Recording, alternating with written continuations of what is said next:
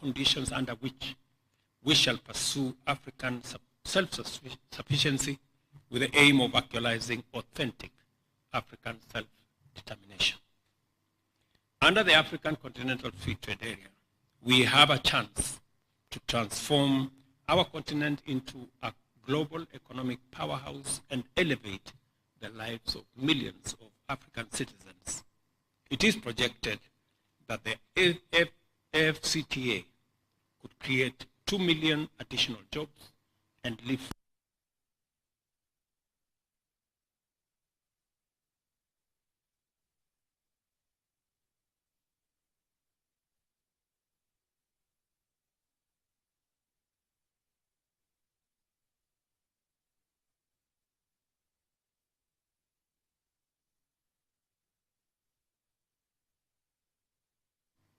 a market of 1.4 billion people, as I said, and a combined GDP of US dollars 3.4 trillion, thereby creating unprecedented opportunities to accelerate economic growth and transformation, foster regional integration, and improve the lives of millions of Africans.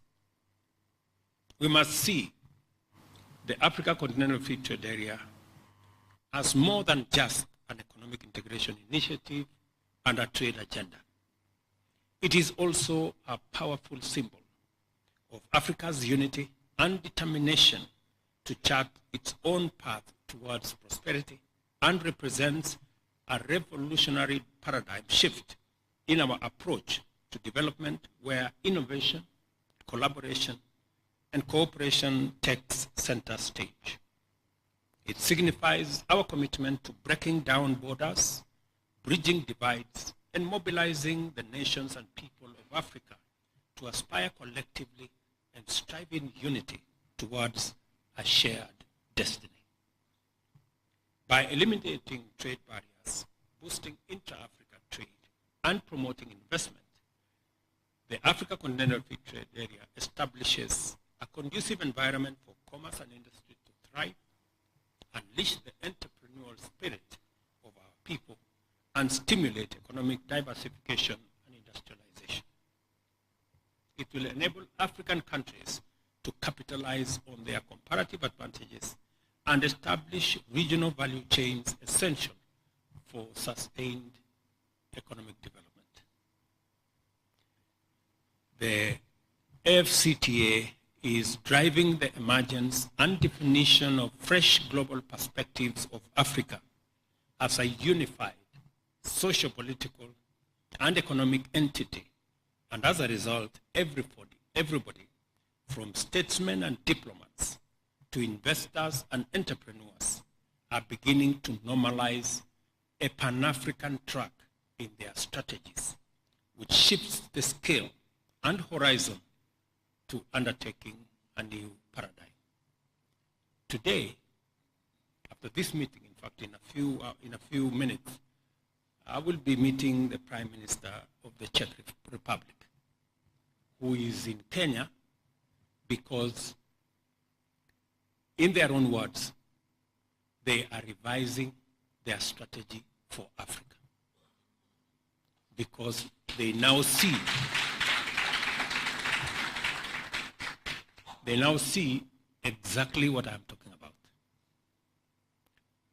The reverberations of AfCFTA are intense and have caused walls, barriers, and obstacles to collapse and give way to bridges, ladders, and pathways to opportunity to reverse the current trends in poverty, inequality, and underdevelopment in our continent.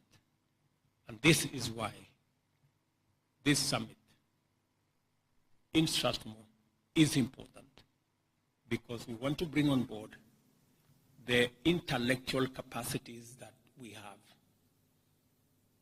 the space around trade and the leverage we can get from technology to come into play so that we can leapfrog some of the challenges others have had and be able to tap into the space that exists, turn our potential into opportunity, and opportunity into tangible benefits for our continent. With a median age of 19, Africa is the youngest continent that is growing younger every year.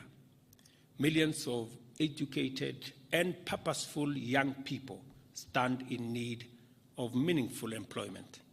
A life of poverty in the midst of all the evident untapped potential is totally unacceptable for these young people.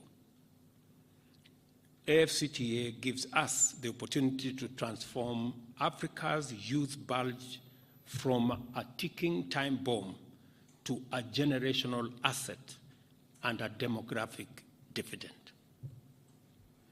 African countries have natural resources that are typically extracted and exported as raw materials for production abroad. Africa also has abundant renewable energy resources that are clean and green. We are literally the zero carbon factory of the world in waiting. We are not just waiting, but preparing eagerly for the opportunities to employ our youth, attract investment, grow manufacturing industrialization potential, and power the next phase of global green industrialization revolution.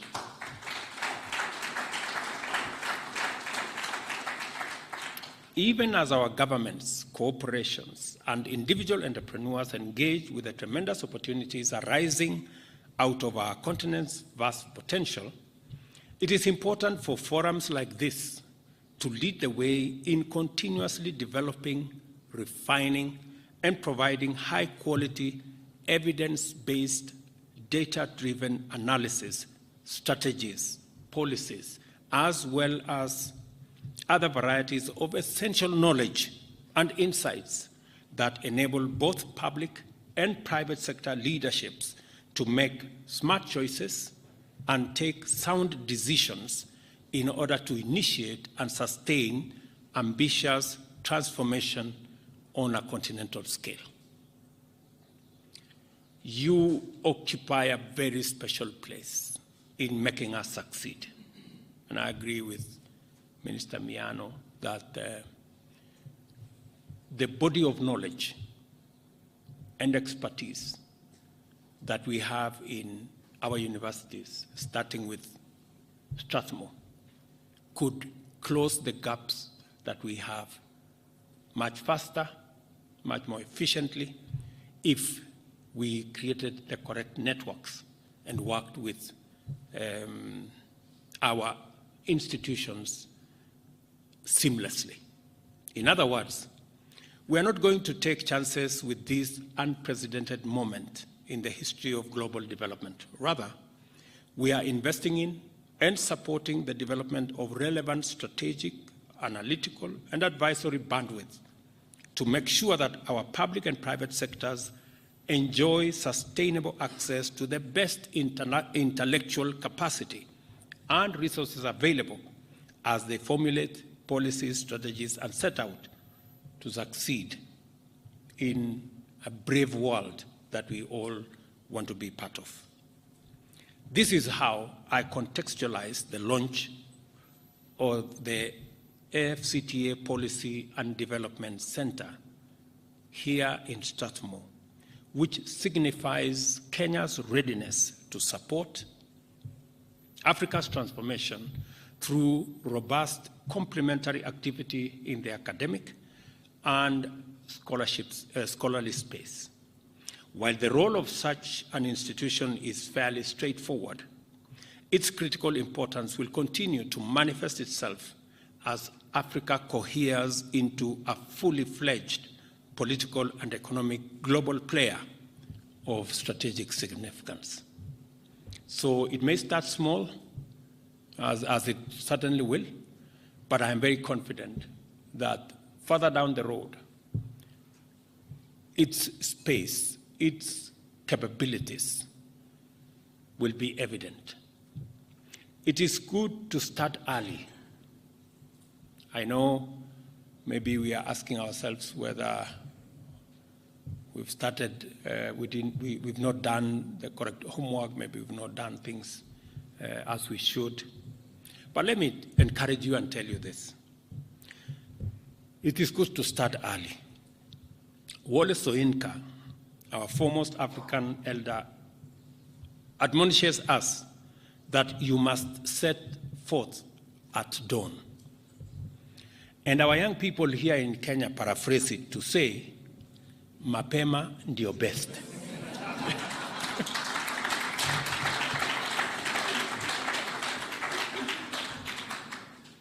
So, even as we behold the magnitude of Pan-African integration, we must also undertake domestic transformation, not only to drive rapid economic growth, but also to create sustainable local capacity to exploit every emerging opportunity at the national, regional, or continental levels. So you're in the right space. I just want to encourage Vice Chancellor here and the university. And I also want to persuade you, therefore, that our bottom-up economic transformation agenda is both a coherent, standalone, self-sufficient plan for unlocking opportunities in Kenya to drive unprecedented economic development, and also a mechanism to enhance our national capacity to participate meaningfully in Pan-African investment, commerce, trade, and also in the industrial space. We want to be ready to work, invest, manufacture, and trade at every level, in every sector throughout our continent. We understand Pan-African integration in the form of AfCFTA and the Agenda 2063 as a perfectly aligned extension of our bottom-up economic transformation agenda, and that is why we are involved in it, we are immersed in it, and Secretary General will confirm that Kenya is front and center driving this African integration agenda.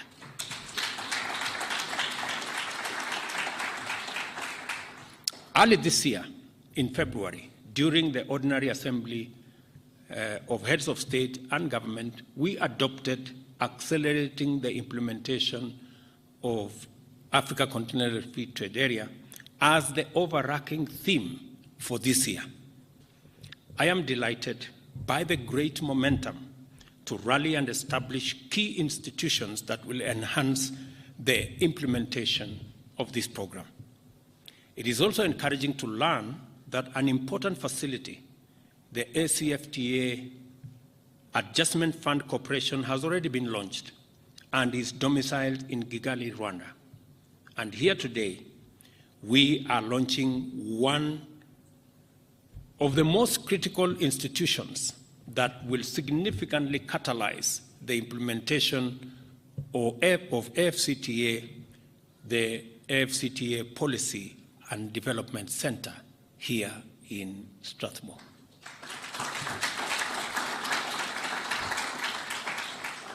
We recognize the importance of policy development in driving the success of Africa Continental Free Trade Area. It is also through strategic, well-crafted policies that we can create an enabling environment for business to thrive, facilitate investment flows, and promote fair and equitable trade practices. The role of the Center will be instrumental in this regard, providing a platform for research, analysis, and evidence-based policy making. We intend to tap into this resource, not just as Kenya, but as EAC and as the wider body of the African continent. As we embark on this journey, it is essential to acknowledge and keenly examine and attend to the challenges that lie ahead. To begin with, we must tackle issues related to infrastructure development, regulatory harmonization, human capital development, and the facilitation of cross-border trade. According to the African Development Bank, Africa needs to invest between $130 and $170 billion annually in infrastructure for the next decade. This center will need to figure out how this is going to happen, what levers we need to use, what instruments will come into play so that we can attain these targets. The AFCTA will serve as a catalyst for these investments, since improved transport, energy, and digital connectivity will significantly reduce trade costs and naturally enhance efficiency. To support this agenda, I see a major role for the Policy and Development Center here in Strathmore in terms of designing sustainable investment models and public-private sector arrangements that effectively mobilize stakeholders, governments, and regional economic communities to develop effective policies that drive inclusive and sustainable development in the whole space that we are seized with. Secondly, it is essential for us to sustain skills and development and promote continuous learning as a strategic priority throughout Africa. Africa's youthful population is projected to increase exponentially to 1.7 billion in the next 7 years and 3 billion by 2063. I am convinced, beyond any doubt, that the youth are the future and our greatest asset. By investing in education, vocational training, and research and development, we can unlock the innovative potential of our youth, equip them with the necessary skills for the future, and keep them at the forefront of Africa's economic transformation. I am very sure that universities, starting with Strathmore, are doing exactly that. And I am saying so not from hearing. I am saying so because 2 members of my family have actually been through this university. So I am speaking from knowledge, and I'm speaking from experience.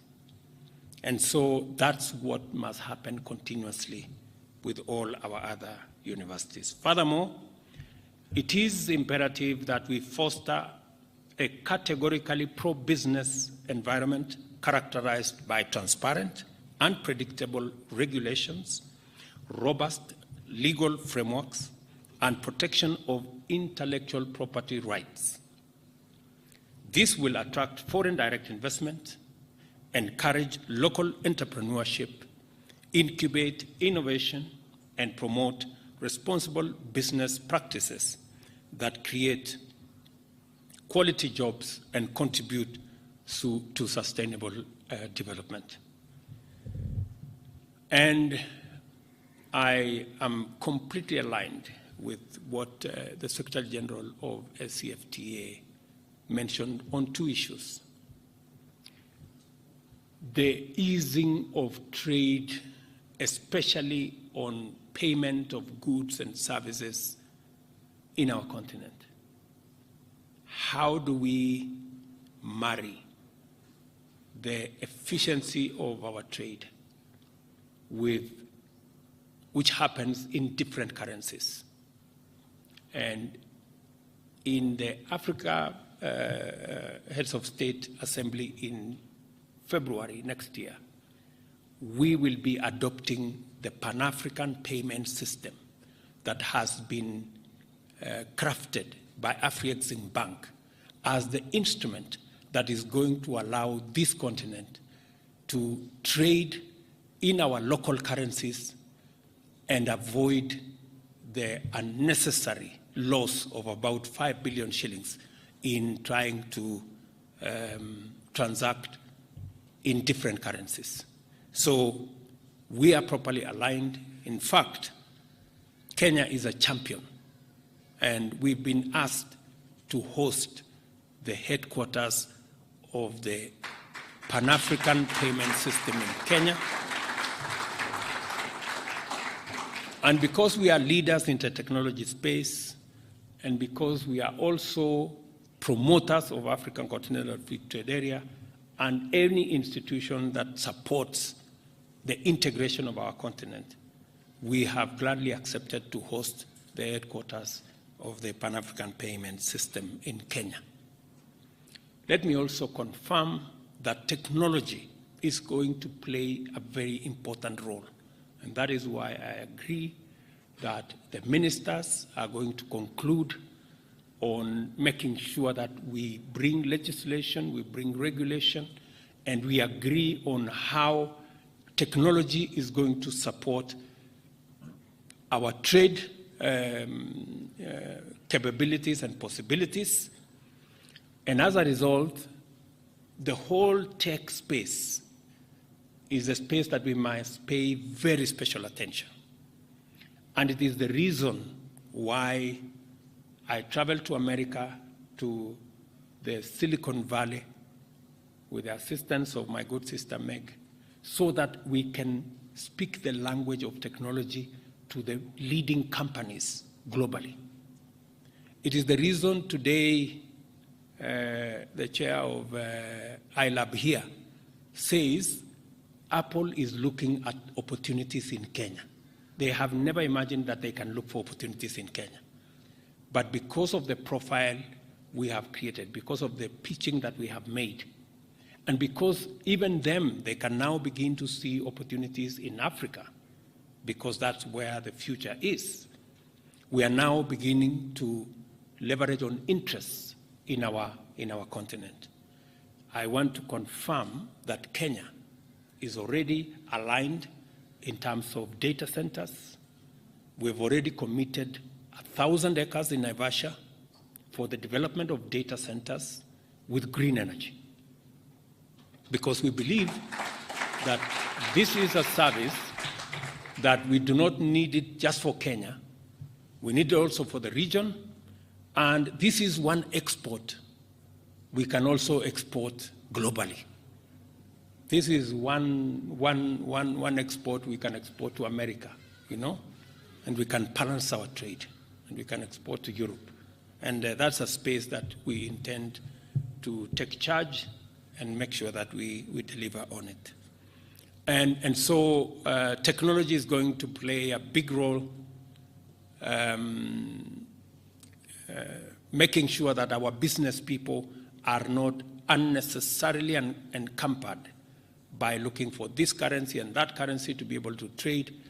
We will try and see whether we can take that out of the equation so that they can concentrate on enhancing trade between all our countries. So we are properly aligned. We are, Kenya is in the right space for us to be able to move this forward. And I want to ask all our institutions to work with us in building the institutions that will support our progress, that will support our development nationally, regionally, and globally, because we need the input of everybody. I believe that the launch of the Africa Continental Free Trade Area Policy and Development Center represents a pivotal moment in Africa's development journey. It provides a platform for us to work together in a borderless, cross-sectoral, multidisciplinary, and inclusive manner to build a prosperous future in which Africa is a globally competitive driver of world economic affairs. And I welcome all of us to put forward your best ideas, your best perspectives, your best insights in making sure that this works, not just for Strathmore, but not just for Kenya, but ultimately for our continent and for the world. So again, I want to say thank you very much for welcoming me to speak on this subject, which is very dear to me, which I am very passionate about. And I am truly encouraged that we are going to have this center in Strathmore as we build the institutions that will support our thrust and push as we develop our continent and as we get Africa to play its rightful role, which has been long in coming. But I think we are finally there. So asanteni sana, thank you very much, and God bless you.